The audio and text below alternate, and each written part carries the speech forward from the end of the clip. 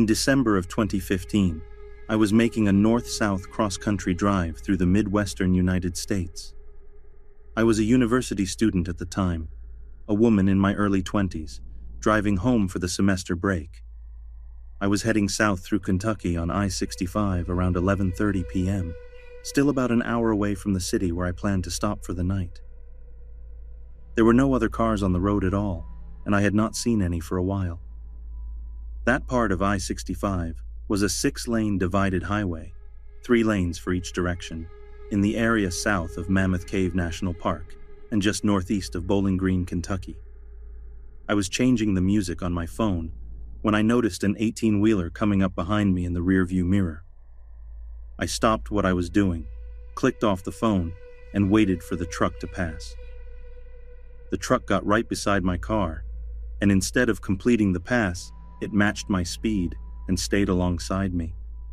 Then the driver turned on a spotlight on the side of the truck, which shone directly down into the cabin of my car and on my face. I was really confused, as I had never seen a truck do anything like this before. The driver kept the light on my car for what seemed like a very long minute, and I was getting creeped out. I kept my gaze straight ahead. I slowed my speed so that the truck would finish passing me. The driver turned off the light and completed the pass, moving from the middle lane to the right lane in front of my car. I was very creeped out by this, so I slowed down some more and changed to the leftmost lane to put some space between me and this big rig. As soon as I moved into the leftmost lane, the truck matched my speed again and moved over to the middle lane to come parallel to my car. The driver turned on the light again, shining it directly into the passenger side of my car cabin. I had now confirmed that this truck driver was definitely following me and being super creepy. I kept my gaze straight ahead because I felt like looking over would somehow make it worse. The truck turned off the spotlight and pulled in front of my car in the leftmost lane. I decided to move away again, changing lanes behind the truck back over to the rightmost lane and speeding up. I was probably going right around the speed limit again. By the time I completed my merge, I saw the truck beginning to shift lanes toward me again and speeding up to match me. Before they could pull up next to me again, I decided it was time to get out of there, and I floored it. I sped up to 90 miles per hour, the fastest I had ever driven in my life, and I put maybe a mile of distance between me and the truck before slowing down some. I looked up in the rearview mirror, and I will never forget the image. This big orange tractor trailer, illuminated by the street lamps of a highway interchange, was absolutely devouring the distance I had put between us. The truck was charging up behind me at an unbelievable speed. I sped up again, but it did not matter. The truck caught up to me, pulled beside me, and turned on the spotlight again. I stared straight ahead, keeping my speed, not daring to look over. It was at this time that I decided my only advantage was the maneuverability of my small car. I hit my brakes and dropped back behind the 18-wheeler, moving into the middle lane behind the truck. They moved over into the right lane, and I moved over behind them. I decided to stay right behind the truck in its blind spot so that they could not see me. I saw a sign for an exit and decided this was how I would escape. I waited behind the truck in its blind spot until we came up on the exit. I waited until the last possible moment. Once the truck body was beyond the point where the exit split away, I darted out from behind the truck into the exit. Thoroughly shaken, I wondered how far away from the interstate I should go, and if the truck would come looking for me. I ended up just pulling into a Wendy's right by the interstate. I parked and got out. I inspected my vehicle, looking to see if there was any damage, thinking maybe the driver was trying to warn me of something wrong with my car. There was nothing wrong with it. I waited at the Wendy's for a little while to make sure the truck was long gone before getting back on the interstate and continuing to my hotel. After the break, when I drove back to school, I did not use I-65.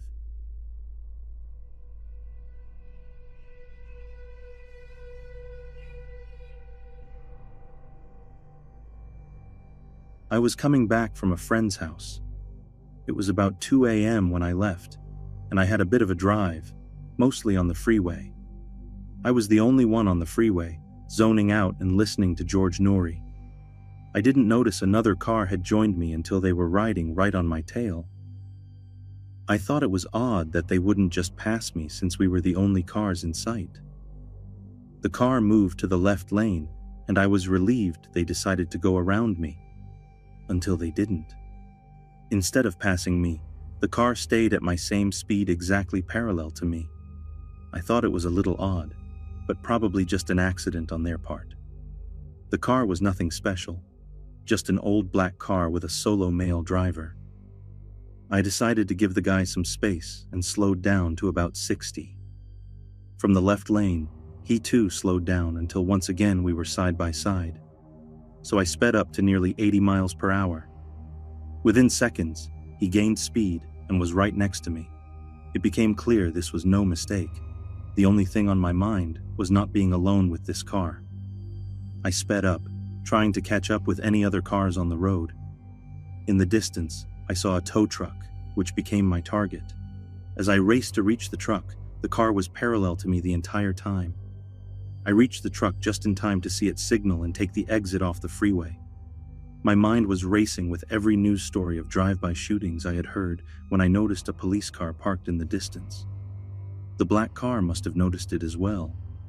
He dropped way back behind me and got into the right lane. As soon as we both had passed the police car, the black car wasted no time in catching right back up. In hindsight, I should have pulled up behind the police car, but I had no idea what to say. I was being driven next to. I had to lose this guy. I slammed on the gas and was going about 95. He was doing 95 right next to me. I was so scared, and I was driving way too fast, and I didn't know what to do. I grabbed my phone and started to dial 911. He must have seen the light from my screen because immediately he dropped way behind me until I almost couldn't even see his lights. I sped up and took my exit, racing home. I'm a little nervous he saw where I got off, but I sped home, so I don't think he was following me. I don't think there is anything I can do about it, except think twice about driving late at night.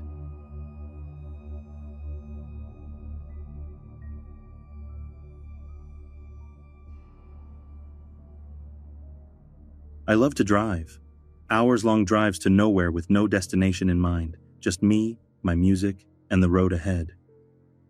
Living in Nebraska, I'd often take back roads or lonely highways cutting through the countryside to small towns and eventually cities, usually at night since there was less traffic. I've done it since I got my license 4 or 5 years ago, and I've never had any issues or run into any trouble. That was until a few nights ago. For reference, I'm a relatively small 22-year-old female, and as I've mentioned before, I often take these drives completely alone. They're a good way to clear my head when I'm stressed, upset, or overwhelmed, or to sort out personal issues. I also use these long, lonely drives to escape the toxicity of my household when I lived with my parents as a means of coping with their alcoholism. Now that I've moved out and am in a much better place mentally, I don't really have the urge to just get in my car and drive anymore. However, on the night this event took place, I was feeling pretty overwhelmed, stressed, and anxious with a cluster of personal issues I'd rather not get into. I felt restless and irritable around my boyfriend, couldn't focus on anything else, and decided to take a drive to clear my head. My boyfriend was understanding and told me to be careful and not be gone too long since it was getting pretty late. I agreed, gave him a kiss goodbye, and left. I drove around our city for about 30 minutes, but I was still feeling on edge about everything happening in my personal life. So I decided to drive further north down those familiar, dark, winding, one-lane highways. I kept the car at a steady 65 miles per hour, taking the turns slower in case a deer jumped out around the bend, and was just admiring the vast, empty darkness of the snow-capped fields and barren trees. It was honestly a bit creepy being all alone with no cars in sight, in the middle of nowhere, with the few houses miles back from the road lightless and the dead cornfields withered away and covered in snow. It was like something out of a horror movie. I half expected to see a ghost pop up in my rear-view mirror, or someone clamber out from the patches of trees dotting the horizon. The only light came from my headlights, and even then, I still strained to see through the inky darkness of the night. By now, it was just after 11, and I told myself that once I reached the familiar roundabout that would either take you to a small town or back up towards the city, I would head back to the city and home. That roundabout was still maybe 15 to 25 minutes away, but other than my imagination picturing the worst, I wasn't really all that concerned. I mean, I was by myself. I didn't have any other motorists to worry about, right? Wrong. As I was rounding another bend, I noticed a vehicle with its hazards flashing maybe a quarter of a mile away. It was some sort of sedan, dark-colored, and angled so that only part of it was on the shoulder, while the rest jutted out onto the road, like they had to pull over in a hurry, but didn't quite manage. The driver's side door was flung wide open, and as I slowed my vehicle down and angled it towards the opposite side of the road to pass, I could make out what looked like blood on the inside of the open door. I didn't see anyone on the road or in the car, and I was the only motorist in sight.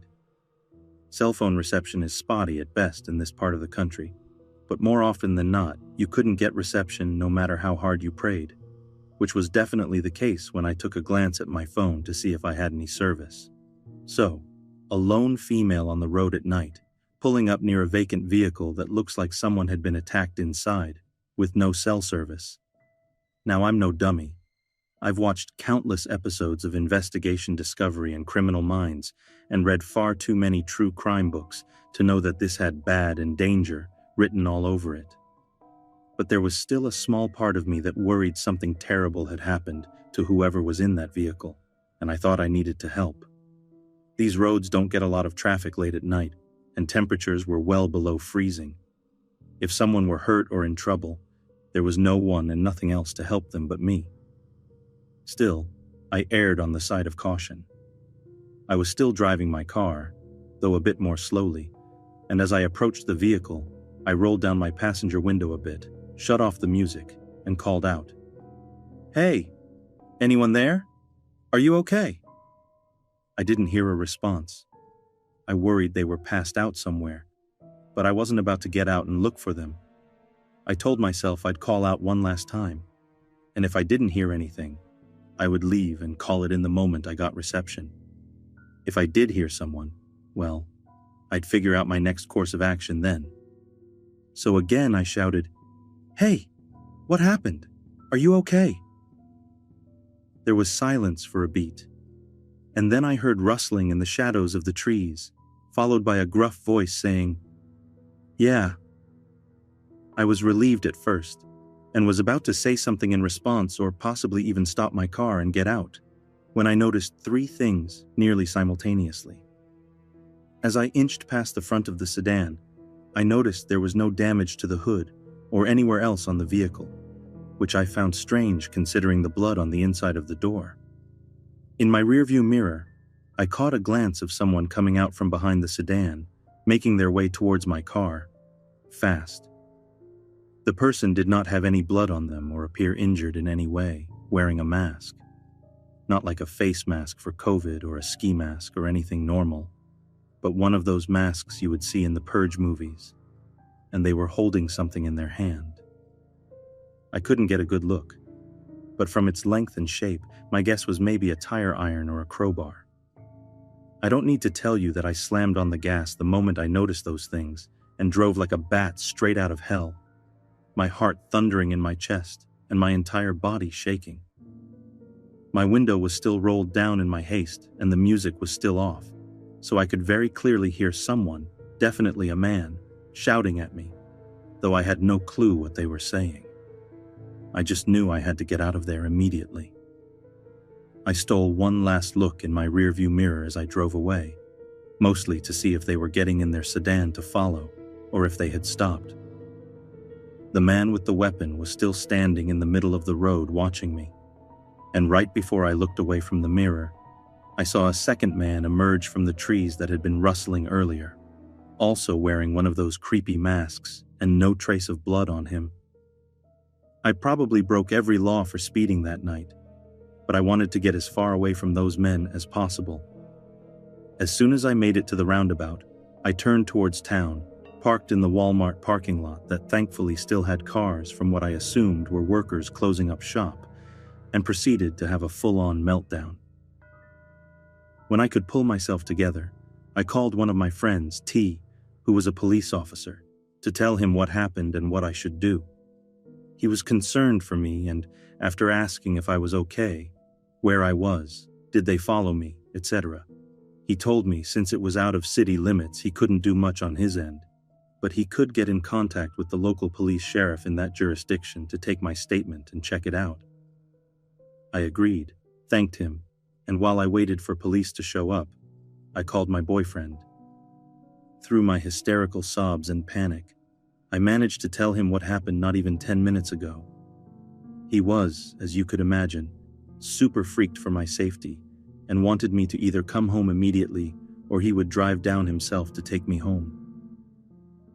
I told him the police were on their way to take my statement, so I couldn't leave and that I was okay. But I stayed on the phone with him until I saw the familiar police cruisers pulling into the lot. I gave the police my statement, and they assured me they would go back to the spot I told them the sedan had been to take a look, and that they would try to catch the guys who did it. Though with no cameras and no description of the men, I wasn't sure they'd be able to. I didn't even get the license plate number, though in my panic, the thought never came to mind until the police asked if I got it. All they had to go off of was a dark-colored sedan and two guys with masks. After I gave my statement, I went home and stayed curled up close to my boyfriend the whole night, listening to every sound the house made in fear it would be those guys arriving any minute to finish whatever it was they started. Since the incident, I haven't heard back from the police about whether or not they have any leads, and I'm not sure they ever will. I'm just thankful I'm still here and that I didn't stop my car or get out. I'm not sure what would have become of me if I had. I still have so many questions that have no answers. What were they doing? Why? Was that blood on the inside of the car, or just a ruse to get more attention? If it was really blood, did they hurt someone else? What would have happened to me if I had stopped my car? Needless to say, I won't be going on any more late-night drives to anywhere, and I hope I never cross paths with those freaks again.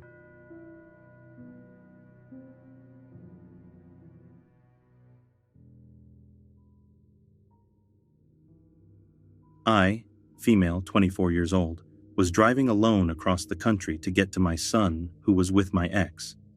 I had been out of state taking care of a sick family member. It was the middle of the night in New Mexico when I saw police lights behind me. I was exhausted and annoyed because I hadn't been speeding or anything. There were hardly any other cars on the road at the time, and I was close to the exit for the hotel where I had planned to stop for the night. I pulled over, and the cop came over to the driver's side window, which was weird, because usually they approach the passenger window on busy roads, and this was a highway. I gave him all my documents, and he just stared at me for the longest time. He walked back to his car and then returned almost immediately. He told me to step outside the car. I started feeling worried because I had received tickets before, but being asked to step outside the car seemed unusual. I did as he said, and he asked if I had been drinking. I replied that I hadn't, and then asked why he pulled me over. He claimed I was driving erratically, which was untrue. He then asked me if I was a terrorist, which was absurd considering I was a young American white woman just driving. There was no reason for such a question, especially since I was a veteran with an ID. He proceeded to conduct a walk-the-line drunk driving test, which I passed. Then he said he needed to search my car for drugs. I hesitated for a moment because I knew my rights, but it was late and I was tired. I didn't want to deal with the hassle of refusing, so I reluctantly gave him permission, knowing there was nothing illegal in my car. When he searched my truck, he opened a small suitcase that contained my stripper gear. He asked about it, and I told him I was a stripper. This seemed to anger him, and he started yelling at me, calling me names. This situation infuriated me, and I began assessing my options. I was mostly alone with this strange man, with occasional cars passing by, but the roads were mostly empty. It was the middle of the night. I had nothing on me to protect myself, and he was armed. He then told me to walk back into the tree line next to the road. I stared at him and firmly refused. I demanded that he call for backup and have other officers come to the scene. This seemed to catch him off guard. I insisted on a female officer and declared that I would no longer comply with anything he said. I began trying to flag down passing cars. He told me to calm down, wrote me a speeding ticket, and let me go. I never paid the ticket and never heard anything about it again. This incident was 20 years ago. At the time, I was shaken and eventually forgot about it. But looking back, I doubt he was a real cop.